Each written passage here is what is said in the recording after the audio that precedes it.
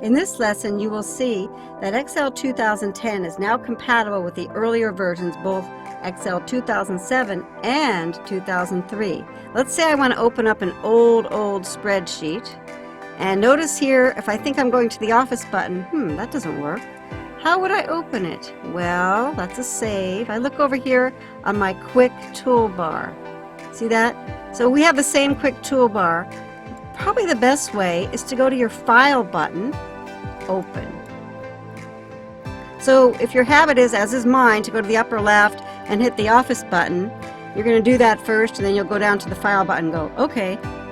So it happens to people all the time. So let me go down and find where I left my spreadsheet here.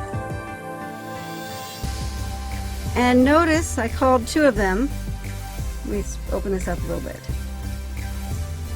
One really good thing that Windows has done, and here this is Windows 7, is try to tell you what version you have. So for example here, Excel 2003 Simple Spreadsheet.xls. It tells me the type, Microsoft Excel 97 to 2003 worksheet. So I double click, I open it up in Excel 2010.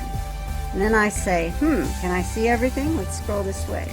Now this silly worksheet that I created using Excel 2003, I told you what I created it in. I created a little table, showed you that I have dates here. It interprets them perfectly in 2010. See there? Same thing. This is exactly what I entered, and I've got the chart, right? So notice up here at the top, Excel 2003, that's the name of my spreadsheet, and it says compatibility mode. What does that mean? What happens is Excel 2010 will open your earlier Excel 2003 or 2007, but it opens them in what's called compatibility mode because it might not have the same features 2003 versus 2010. But notice I can open it. I can even see the chart exactly as it was when I created. Let's say I said, wow, you know what? I really want to save that as a 2010. So I can hit Save As. Automatically, it assumes, even though I'm in Excel 2010, that I want to use the same old format. See, it says Excel 97 to 2003 XLS. But maybe I don't want to use the same format.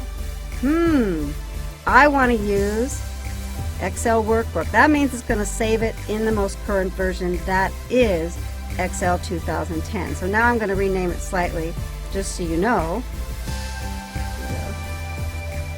And I'm going to put converted to 2010, just so you know. There we go. And now, look at the top. It's changed it, and it's still viewing in compatibility mode, but it's now a 2010 XLSX workbook. Now, I could have left it and worked with it and saved it in the old version. It would have done that. Or I could convert it. Now, let's say I'm done with that one. I can go to File button, Close. And let's say I want to say, wow. Notice it shows all the recent workbooks that I opened. And we'll talk a little bit about that more later, but notice that as many as I've opened or other people have opened on this ID, it shows them, and it shows quite a few of them. Now in the past, I had worked with Training 1 and Training 2 many times, and I pinned it, that is, saved it for later use. This is also a new feature. Now, say I don't want to care about that one anymore, but maybe this one that I opened, maybe that's a great workbook, and I'm going to close again. Maybe I want to pin that one. So I go back to my recent ones. This little tiny pin says, I might open this again 10,000 times, so I'm going to put it to the top of any list. This is very, very convenient. So now let's open the Excel 2007 workbook. Here it is, Excel 2007 example. I created this one with Office 2007 using Excel. Notice again it has a chart. There you go. And I can do anything I want with it. And again, let me click out of the chart. Here, it doesn't tell me that it's open in compatibility mode. And the reason is because Excel 2010 uses very similar file format to 2007. So as though it doesn't do identical things, some of the features are expanded in 2010.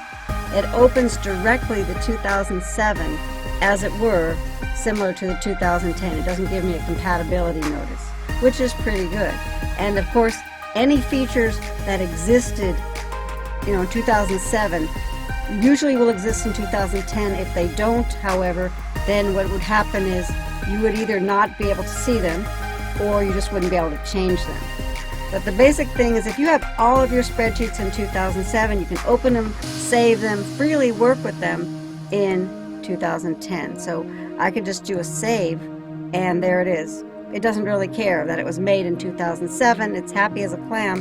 And all the formatting. In this case, I actually used something called a style, so you can see I've got a funny font. Didn't do that in 2003, but you can see that the style I used when I created it in Excel 2007, this funny looking font, it's still there. So that worked really well.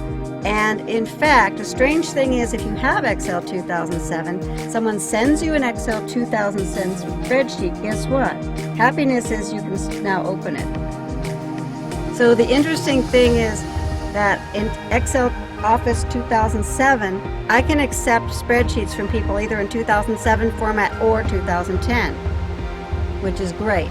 Whereas if you're now in 2010 Office, you can accept and work with spreadsheets that people create in 2003, 2007, and 2010. So before we had some problems with 2007 versus 2003, and Excel 2010 has fixed that, and it's much more seamless to be sharing different versions of spreadsheets. Now don't go past 2003. If anyone has a very old version of Excel, I don't want to hear about it, but anything from 2003 onward will be opened and you can work with it in 2010 in Excel. So that's the end of the compatibility of Excel 2010 versus some older versions.